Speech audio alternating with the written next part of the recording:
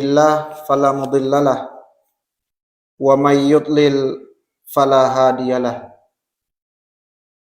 أشهد أن لا إله إلا الله وحده لا شريك له وأشهد أن محمدا عبده ورسوله الذي لا نبي بعده اللهم صل على محمد وعلى آل محمد ومن تبعهم بإحسان إلى يوم الدين قال الله جل وعلا في كتابه الكريم يا أيها الذين آمنوا اتقوا الله حق تقاته ولا تموتن إلا وأنتم مسلمون يا أيها الناس اتقوا ربكم الذي خلقكم من نفس واحدة وخلق منها زوجها وبث منهما رجالا كثيرا ونساء واتقوا الله الذي تساءلون به والأرحام إن الله كان عليكم رقيبا يا أيها الذين آمنوا اتقوا الله وقولوا قولا سديدا يصلح لكم أعمالكم ويغفر لكم ذنوبكم ومن يطع الله ورسوله فقد فاز فوزا عظيما أما بعد فإن أصدق الحديث كتاب الله وخير الهدي هدي محمد صلى الله عليه وسلم وشر الأمور محدثاتها فإن كل محدثة بدعة وكل بدعة ضلالة وكل ضلالة في النار إخواني rahimani wa rahimakumullah. Kembali kita memanjatkan puji syukur kehadirat Allah Subhanahu wa taala di mana Allah Azza wa Jalla sampai saat ini senantiasa mencurahkan kepada kita nikmat-Nya dan tentunya puncak kenikmatan tersebut adalah dijadikan kita berada di atas ketaatan. Nikmat ketaatan adalah puncak dari segala kenikmatan. Nikmat ibadah, nikmat beramal soleh, kesemuanya ini adalah puncak kenikmatan. Maka nikmat ketaatan itu mengalahkan nikmat-nikmat besar dari nikmat dunia. Nikmat ketaatan itu mengalahkan nikmat-nikmat terbesar dari nikmat dunia. Nikmat harta, nikmat pasangan hidup, nikmat istri, nikmat memiliki kedua orang tua, nikmat sehat, yang kesemuanya ini dikalahkan oleh dengan yang namanya nikmat ketaatan, nikmat ketaatan. Maka senantiasa kita berdoa kepada Allah Subhanahu wa taala untuk kiranya Allah Azza wa Jalla memberikan kepada kita atau tidak mencabut nikmat ini dari diri kita. Karena tidak ada jaminan yang hari ini kita berada di atas ketaatan, berada di atas amal soleh saat ini, selamanya akan tetap berada di atas ketaatan.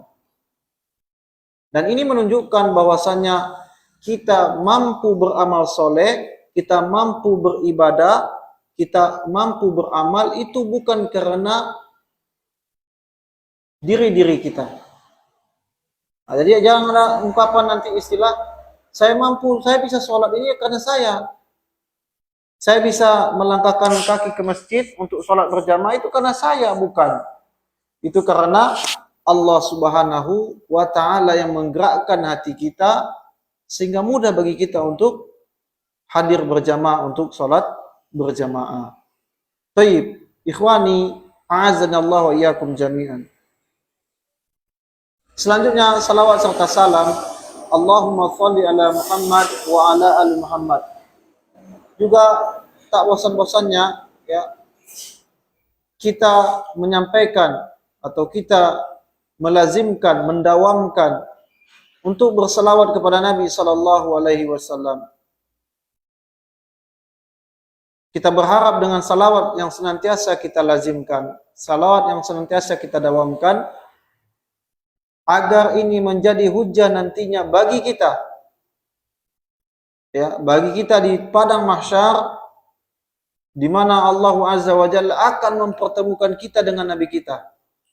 Jadi sebelum Allah mempertemukan orang mukmin dengan Nabi SAW di surga, maka kita akan diberikan kesempatan untuk bertemu dengan Nabi di Telaga Al-Kautsar.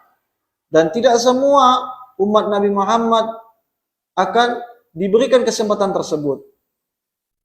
Di antara mereka adalah kedatangannya yang tertolak adalah mereka yang bakhil, yang pelit untuk bersalawat kepada Nabi sallallahu alaihi wasallam. Ikhwani rahimani wa rahimakumullah.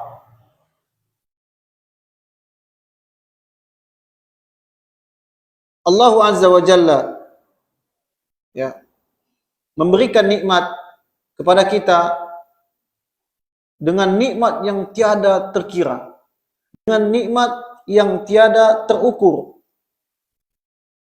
Sebagaimana yang telah kita sampaikan pada kajian sebelumnya, bahwasanya para ulama mengklasifikasikan nikmat-nikmat tersebut menjadi dua kategori. Apa yang masih ingat? Nikmat yang pertama, nikmat muqayyad. Apa nikmat muqayyad? Nikmat umum. Nikmat hiya nikmah yashtariku fiha salih wal kafir. Ya, nikmat yang Allah Azza wa Jalla, ya, memberikan kepada orang mukmin wal kafir, wasalih wal fasiq, diberikan kepada mereka orang yang beriman, orang yang beramal, orang yang beribadah, juga diberikan kepada nikmat selain orang mukmin. Di antaranya nikmat anak, di antaranya nikmat menikah, dan nikmat-nikmat dunia lainnya. Dan ini bukan pertanda tanda cinta Allah kepada hamba.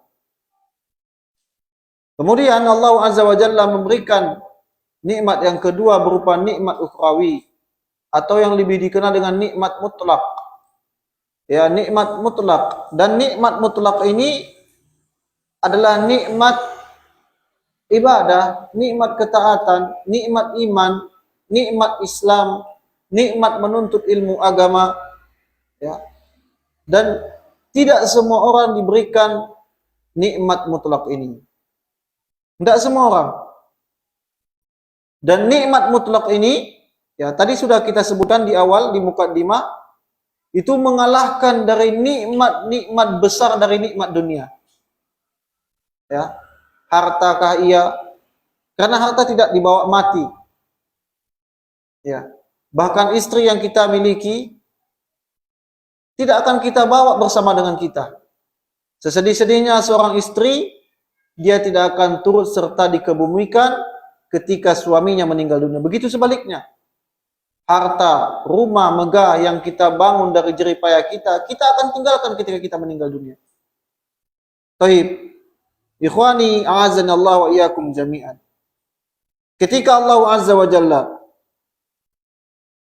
berfirman mengenai nikmat hidayah, nikmat sunnah, sebagaimana Allah Azza wa Jalla berfirman dalam Quran surat Yunus ayat 58. Amarana bil farh bihima fi qawlihi. Ya, para sahabat mengatakan, kami diperintahkan untuk bergembira, ya, dengan firman Allah Azza wa Jalla, qul, katakanlah, bi fadlillah, dengan keutamaan, wa bi rahmatihi, dan rahmat dari Allah Subhanahu wa taala, fa bidzalika falyafrahu, maka oleh karena itu bergembiralah kalian, huwa khairum mimma yajma'un, dengan apa kalian dikumpulkan di atasnya.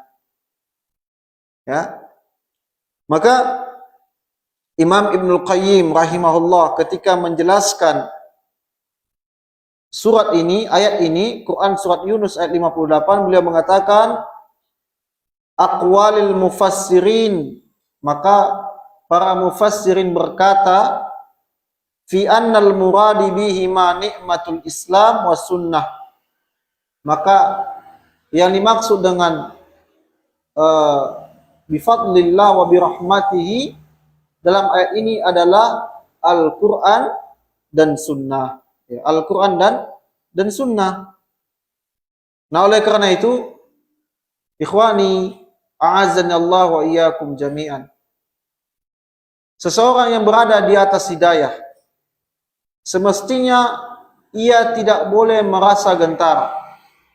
Ia tidak boleh merasa kecil hati. Ia tidak boleh merasa baperan. Ketika apa? Ketika dirinya dicela. Ketika muruahnya dilecehkan.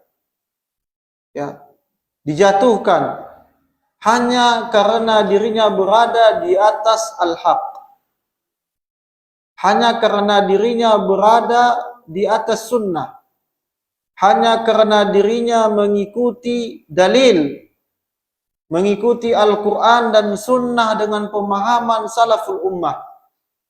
Tidak boleh merasa baperan, tidak boleh merasa berkecil hati. Kalau hanya sebatas celaan, kalau hanya sebatas hujatan, ya, kata-kata yang tak pantas diberikan atau dialamatkan kepada kita, ini tidak ada apa-apanya dengan apa yang diterima dari generasi salafus saleh, dari para generasi salaf, daripada Nabi kita Muhammad sallallahu alaihi wasallam. Tidak ada apa-apanya. Bahkan para sahabat, ya, mereka bukan hanya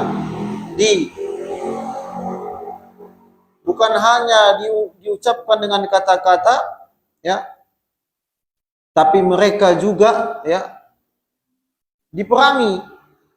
Sebagaimana, ya, kata Allah Azza wa Jalla dalam Quran surah Ali Imran. Ya, Quran surah Ali Imran ayat 195. Falladzina hajaru. Adapun orang-orang yang berhijrah, wa ukhriju min diyarihim, dan mereka keluar, ya, dari negeri-negeri mereka. Ya, wa uzu fi sabili, dan mereka berjalan di jalan Allah, berhijrah.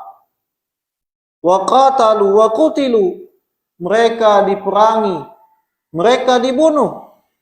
Orang yang komitmen di atas sunnah, orang yang hijrah dari golongan orang-orang muhajirin, mereka diusir dari negeri mereka. Bukan hanya diusir, mereka diperangi, dibunuh.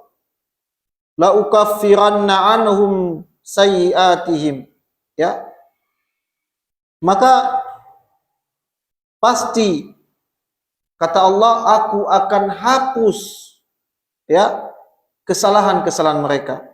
Jadi orang yang berhijrah, ya, orang yang berhijrah, mereka diusir dari kampung mereka, disakiti pada jalan Allah Azza wa Jalla, yang berperang dan yang terbunuh, mereka diperangi, mereka dibunuh. Kata Allah, la ukaffiranna sayyiatihim, maka aku akan menghapuskan kesalahan mereka. Dan ini menunjukkan orang-orang yang berada di jalan hidayah tidak akan dibiarkan begitu saja. Artinya orang yang hari ini mereka mendapatkan hidayah langsung di H+1 diberikan jalan keluar, atau diberikan solusi langsung, atau diselamatkan ia. Tidak, ya. Mereka tidak akan dibiarkan mengatakan amantu billah, kami beriman kepada Allah, tanpa dibiarkan, tanpa diberikan perintah maupun larangan. Ahasiban nas ayyutraku ayyaqulu amanna wa hum la yuftanun. Apakah kalian mengira, wahai manusia, kalian mengatakan kami beriman, tapi tidak diuji, tapi tidak diberikan perintah maupun larangan? Tidak mungkin. Semua orang-orang yang mengatakan amantu billah, aku beriman kepada Allah, beriman kepada nabinya, akan dibiarkan, akan diberikan ujian kepada mereka sampai menunjukkan mana yang jujur terhadap iman. Mana yang paling jujur, ya. Ikhwani, a'azzanallah wa iyyakum jami'an. Maka ya, terkait dengan nikmat yang begitu banyak, nikmat yang Allah berikan begitu banyak, ya. Maka ketika nikmat dunia itu atau ketika nikmat itu tidak mengantarkan kepada ketaatan, maka harusnya kita berhati-hati, harusnya kita takut, ya. Jadi ketika ada nikmat yang dengan nikmat itu sebelumnya kita taat, sebelumnya kita beramal, namun setelah mendapatkan nikmat tersebut kita menjadi melempem, maka ini bukan pertanda kebaikan. Ini bukan pertanda kebaikan.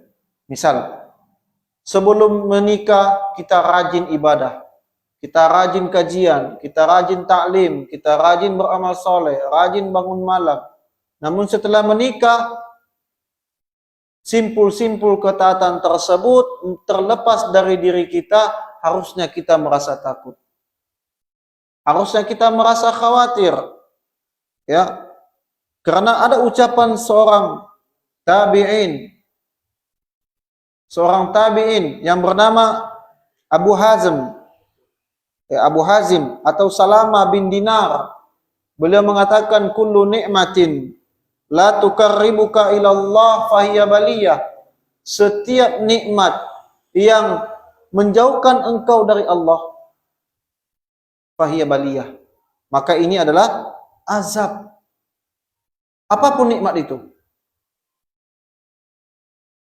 Kalau dengan nikmat tersebut kita tidak mendekatkan diri dengan Allah, kalau dengan nikmat tersebut sebelumnya kita taat, sebelumnya kita beramal, lalu kita dapat nikmat itu yang kita idam-idamkan, tapi dengan setelahnya kita itu tidak mau lagi taat kepada Allah, fahiya baliyah, maka ini azab.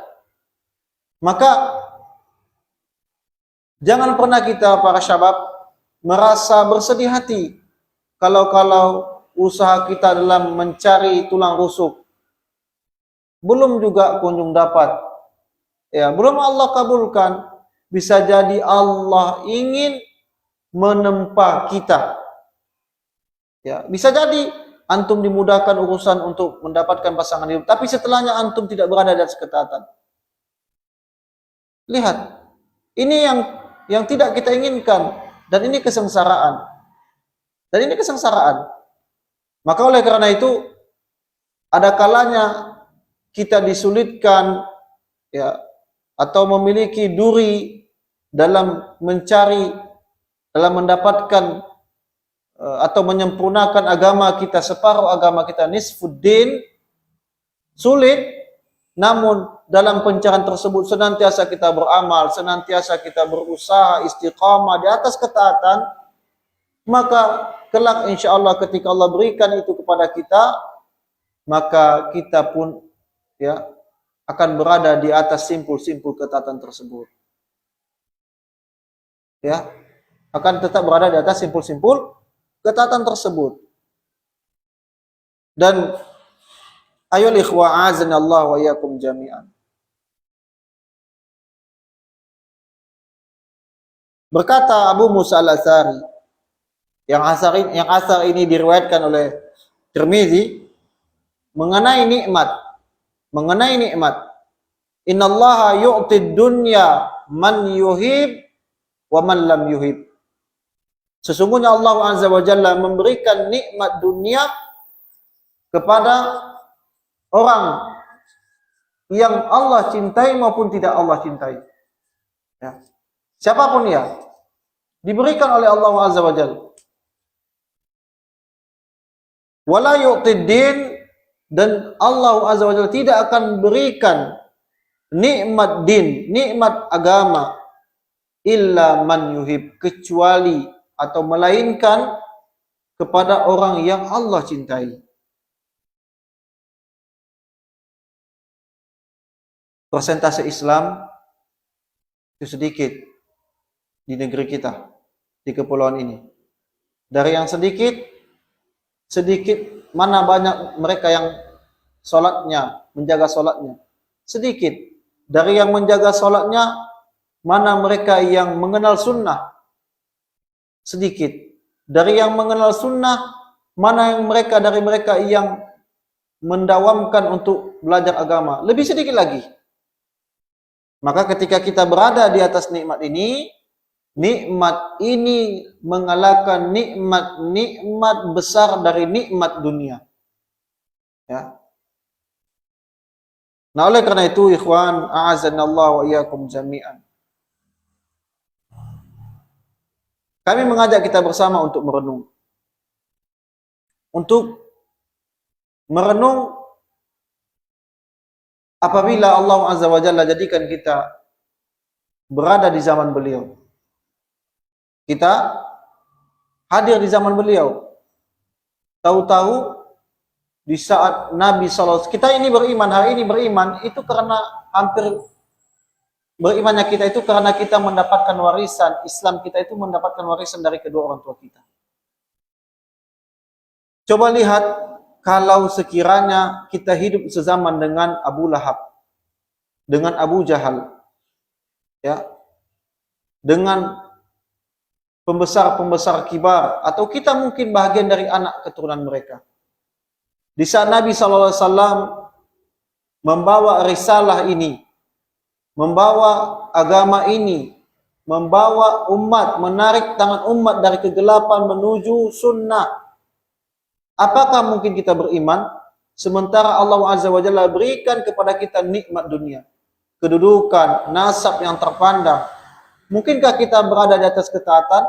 Mungkinkah kita beriman kepada Allah? Mungkinkah kita menerima seruan Nabi Muhammad SAW kala itu? Belum tentu. Bisa jadi kita adalah kelompok terkemuka yang melawan, yang memusuhi Nabi, yang memusuhi Abu Bakar dan para sahabat lainnya. Nah, ini alangkah bersyukurnya kita. Walaupun kita tidak mendapatkan fadilah menjadi kelompok terbaik dari umat ini, yakni para sahabat, kurun terbaik, namun setidaknya kita diberikan hidayah di atas sunnah. Hidayah di atas sunnah. Maka ini harus kita bergembira di atasnya. Dan jangan kita bermental kerupuk. Maka alangkah meruginya kita. Alangkah meruginya kita. Maka dapat dipastikan, hari ini kita berada di atas ketaatan adalah orang-orang yang diri kita ini dirindukan oleh mereka yang dahulunya memusuhi dakwah Nabi. Kita yang hari ini berada di atas ketaatan dirindukan oleh para musuh-musuh Allah, para musuh Nabi dan Rasul. Ya. Bagaimana tidak mereka iri dan cemburu kepada kita? Kita tidak sezaman dengan Nabi SAW, akan tetapi kita mengimani risalah beliau. Maka ikhwan, a'adallahu wa iyyakum jami'an, harusnya kita bergembira dengan nikmat, di mana dengan nikmat ketaatan ini, ya, memudahkan kita, ya. Nikmat ketaatan ini adalah nikmat yang mengantarkan kita kepada surga Allah Subhanahu wa taala. Ikhwani, a'azanallahu wa iyyakum jami'an. Maka mengenai nikmat sunnah, Abul Aliyah Syaqiq ibnu Salam rahimahullah, beliau adalah salah seorang dari tabi'in. Beliau pernah berkata, inni la adri, sesungguhnya aku tidak tahu, ayya ni'mataini minallahi alayya a'zam, aku tidak tahu dari dua nikmat yang mana yang lebih mulia atau yang mana yang lebih utama di antara nikmat yang Allah anugerahkan kepadaku. Yang dimaksudkan oleh beliau, apakah nikmat Islam atau nikmat sunnah setelah Islam? Ya. Dan dua nikmat ini tidak bisa dilepaskan. As-sunnah, al-Islam huwa sunnah wa sunnatu hiyal Islam. Maka tidak akan la taqumu ahadun, tidak akan tegak salah satu dari keduanya ya tanpa yang lainnya. Ya. Apakah mungkin tegak Islam tanpa sunnah? Tidak mungkin. Begitu pula sebaliknya. Tidak mungkin juga tegak sunnah tanpa Islam. Nah, maka ikhwani a'azanallah wa iyyakum jami'an. Maka mari kita selami, kita pelajari, kita baca bagaimana para generasi-generasi terbaik dari umat ini, baik dari kalangan sahabat, tabi'in, tabi'ut tabi'in. Bagaimana mereka kokohnya mereka di atas nikmat sunnah. Ya. Jangan berarti kita menilai mereka diperangi, mereka diintimidasi, berarti tidak bahagia. Kebahagiaan iman itu letaknya di hati. Kebahagiaan ketaatan hanya bisa dirasakan oleh orang-orang yang beriman. Ya. Maka oleh karena itu ikhwan, a'azanallahu wa iyyakum jami'an. Senantiasa mesti kita bersyukur kepada Allah Subhanahu wa taala dari nikmat ini, dan senantiasa kita harus bersabar dari apa-apa yang menjatuhkan, dari apa-apa yang membuat kita berpaling dari hidayah ini. Maka jangan sampai kita diuji dengan ujian berupa celaan dari mereka yang bisa jadi mereka tidak faham, kita pun bermental tempe, kita pun bermental kerupuk, sehingga kita meninggalkan mutiara. Nikmat sunnah adalah permata. Kita tinggalkan nikmat ini, maka alangkah meruginya kita. Nah, oleh karena itu ikhwan, senantiasa kami mewasiati diri pribadi kami dan kita bersama untuk senantiasa kita ya bersabar di atas nikmat ketaatan ini. Sebab tidak ada juga Allah berikan orang yang senantiasa berada di atas ketaatan begitu saja. Ya, begitu saja. Semoga Allah Subhanahu wa taala senantiasa ya, menetapkan kita di atas nikmat ketaatan ini dan tidak mencabut nikmat ini dari diri-diri kita. Mungkin itu saja yang dapat kami sampaikan. Wassallallahu ala nabiyina Muhammad wa ala alihi wa ashabi ajmain. Subhanakallahumma wa bihamdika asyhadu an la ilaha illa anta astaghfiruka wa atubu ilaik. Assalamualaikum warahmatullahi wabarakatuh.